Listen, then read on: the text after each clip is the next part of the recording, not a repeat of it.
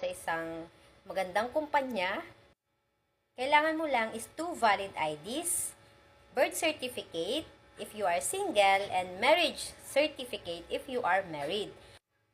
Siyempre, kailangan mo rin ng Certificate of Employment with Compensation. Dapat nakadeclare doon kung magkano ang iyong monthly salary. Kailangan mo rin ng 2 months latest payslip. And of course, a TIN number. Kung ikaw ay may TIN ID, much better. And ang 4 pieces na 1 by 1 picture. And ang pinakang importante, at least 24 months ang contribution mo kay Pag-ibig.